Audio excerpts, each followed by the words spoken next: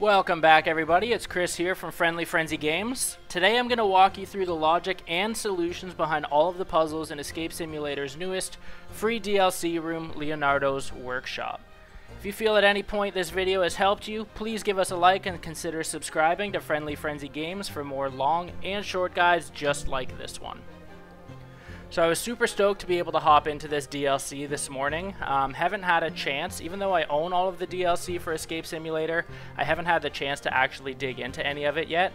Really excited by this one as there is a very good mix of logic puzzles as well as lock and combination puzzles. I think the most notable difference, and you can see just kind of in this top corner even, is that they give you twice as much time as they would normally give you in one of their standard rooms.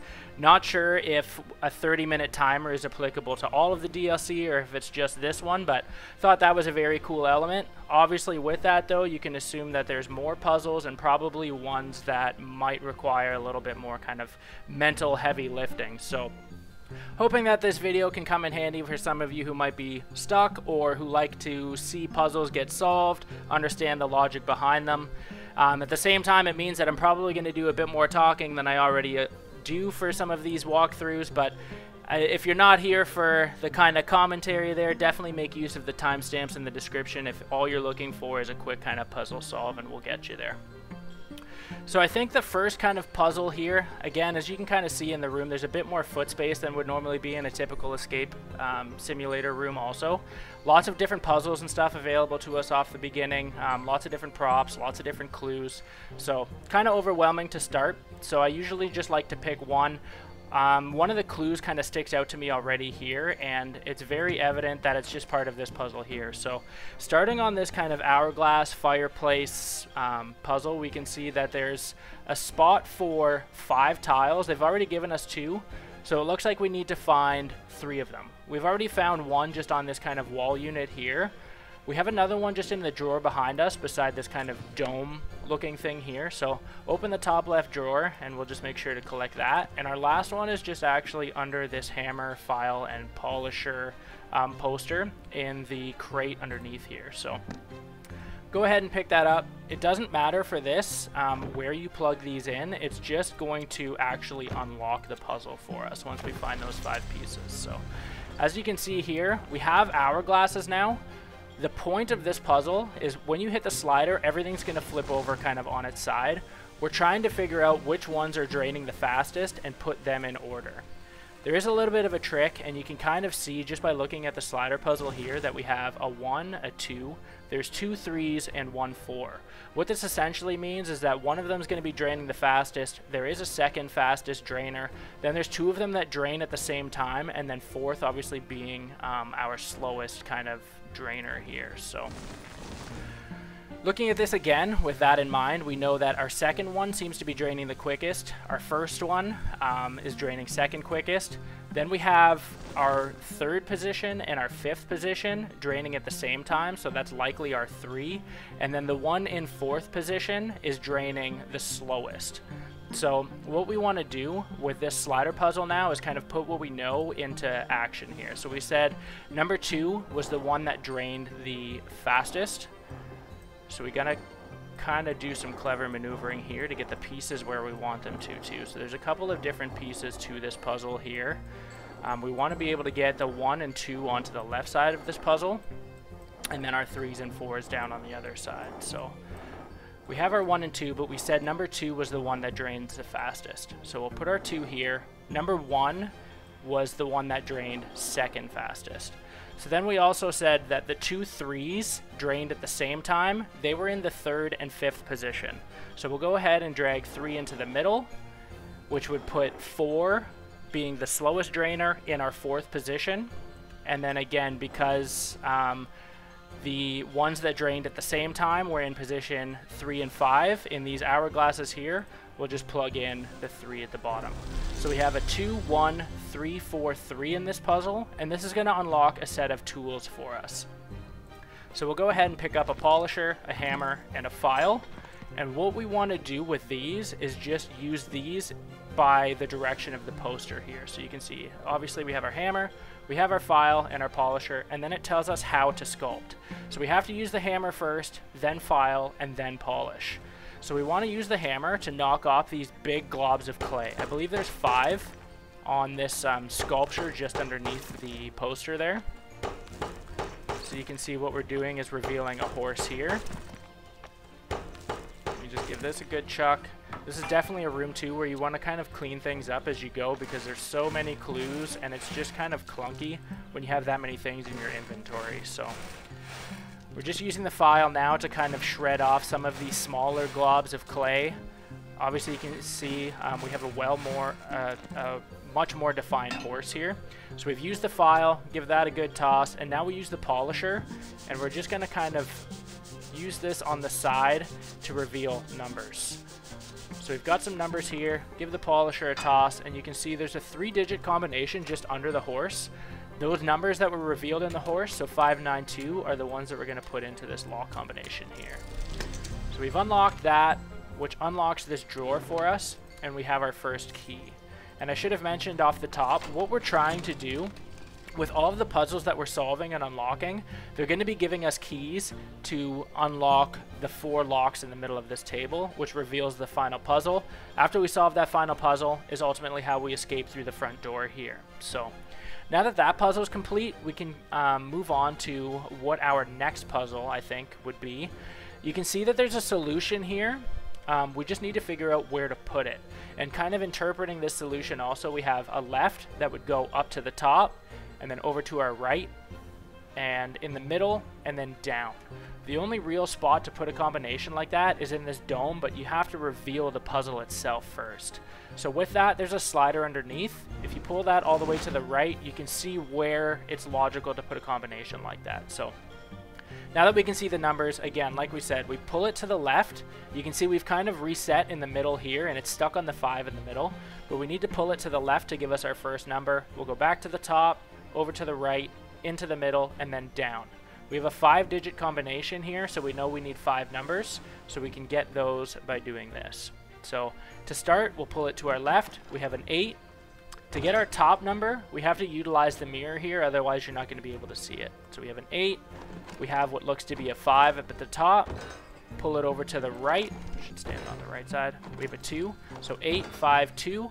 It resets in the middle with 5, and then 3 is our last number. So 8, 5, 2, 5, 3 is the combination that we're going to put into this chest. So 8, 5, 2, 5, 3.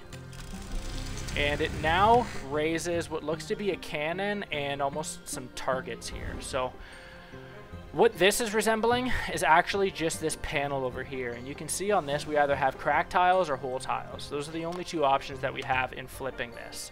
So what we want to do with this is basically recreate the solution that we get here onto that panel board over there. So you might be able to get the solution by leaving it in the bottom position or leaving it in the middle. I found I have the quickest success anyways if you pull it all the way up to the top. You want to crank this cannon until you're convinced it's not giving you a pattern anymore. So it doesn't look like it's giving us any new numbers now. You can see what it's done is populate 2 crack tiles on our far left, no crack tiles on our nearest left. We have 2 crack tiles in the middle.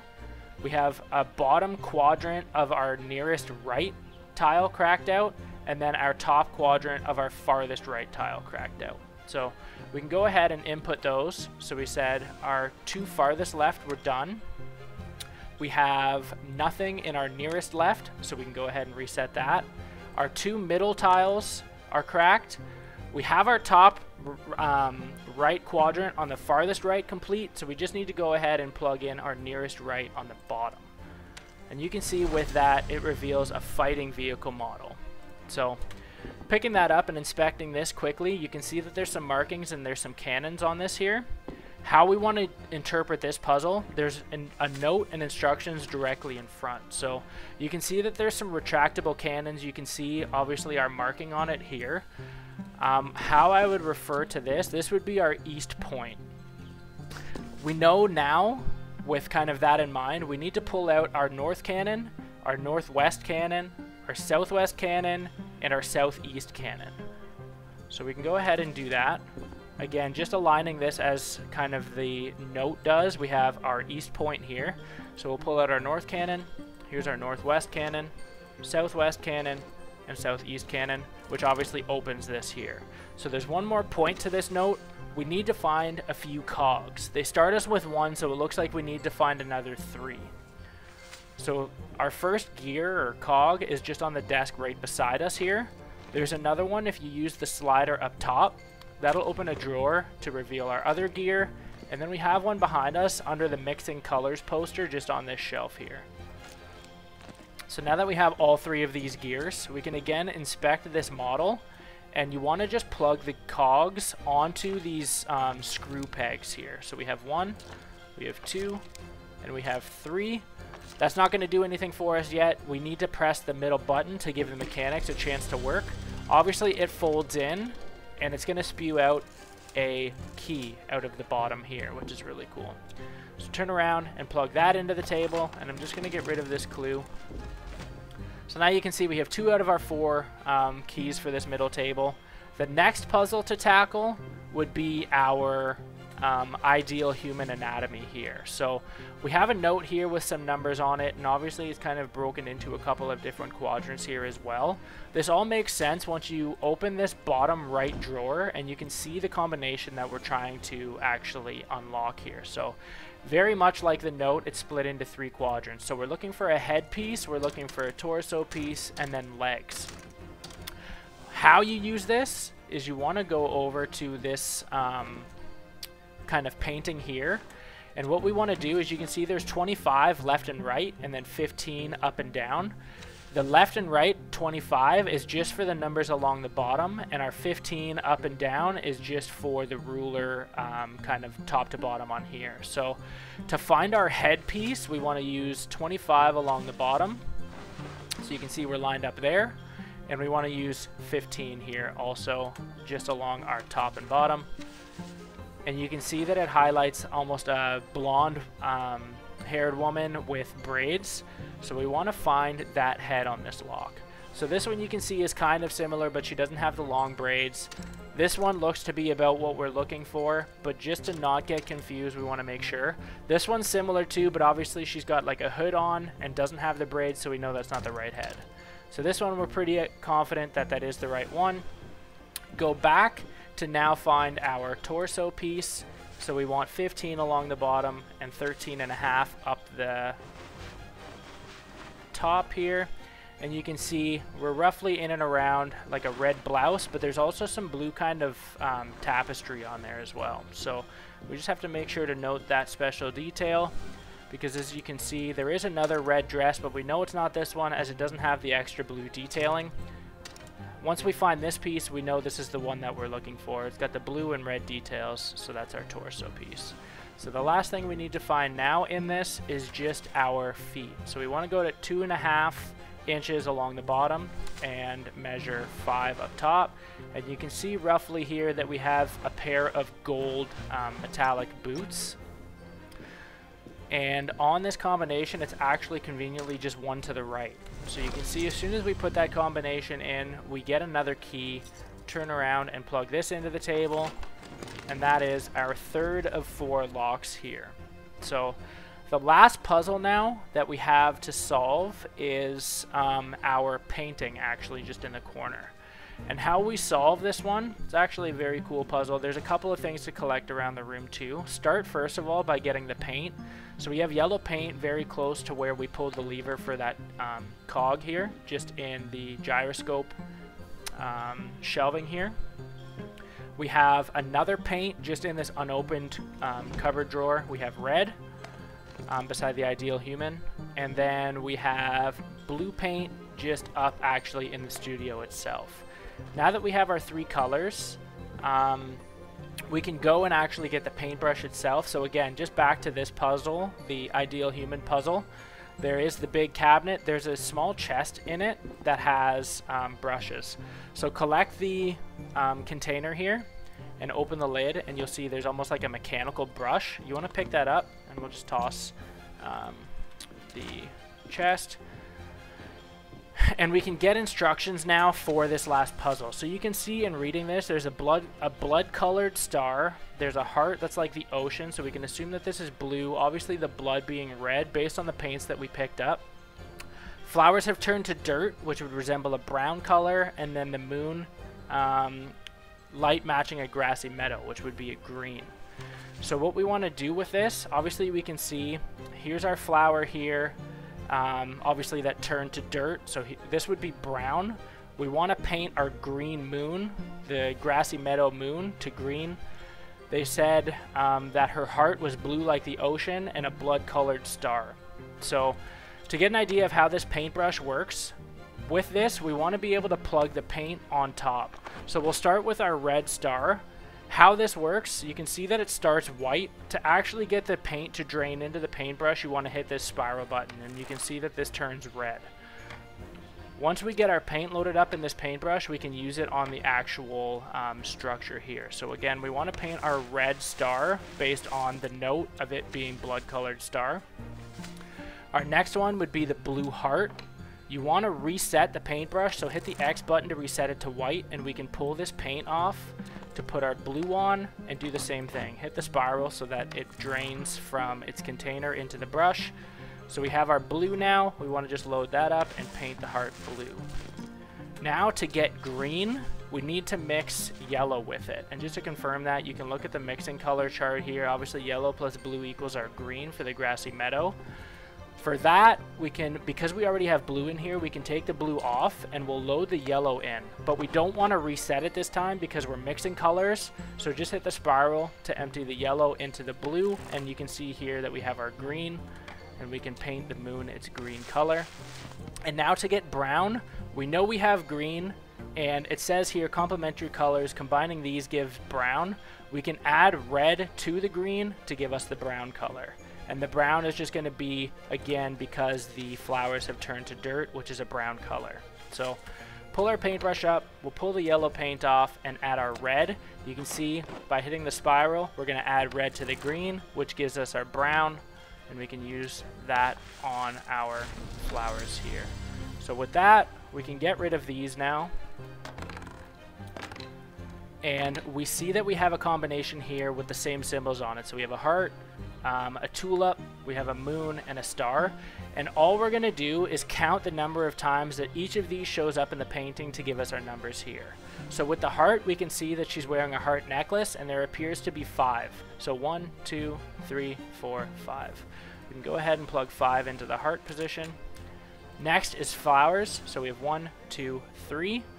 So our second number is 3. We only have one moon in this painting here, so we can leave it as it's already set to 1. Our last one is the stars, so just this top corner here. So 1, 2, 3, 4, 5, and 6. So we know our star number, and ultimately the combination is 5316 to give us our last key here. Turn around and plug this into the table. It unlocks our fourth and final lock. And you can see now that it reveals like a sculpture puzzle here. And what I've found to be the most helpful, just so you're not kind of confused here, you can see that the structure names are up at the top, and kind of like their designer or the architect is on the bottom. Go ahead and clear all of these for now, just to kind of make sure you don't lose your spot in the puzzle itself once we actually get started. So I found the easiest thing to do, first of all, there are 2 clues that help us solve the puzzle. There's this red book here. I'm not going to pick it up yet just to not crowd my inventory. What I found the easiest is by identifying first what each of the 4 structures are. And you do that just by using the note in this top right drawer of the gyroscope puzzle desk. So first of all, what we have here is the Cathedral of Santa Maria, or also known as the Duomo. So it's Florence's cathedral. Both of those are important to note for later in the puzzle. But we know now, obviously, the piece here, the biggest dome, we know is also referred to as the Duomo, or Florence's cathedral. Obviously, we don't have a cathedral piece. It is just called the Duomo, so we know to plug that in there. The Palazzo Uffizi accommodates the magistrates. Its entrance is famous for 3 arches. So we look around here, we see 3 arches here, There's also 3 entrances here, but they aren't really arches, so we can go ahead and imagine that this would be the Uffizi. So we want to pull up the right piece and plug that into the top.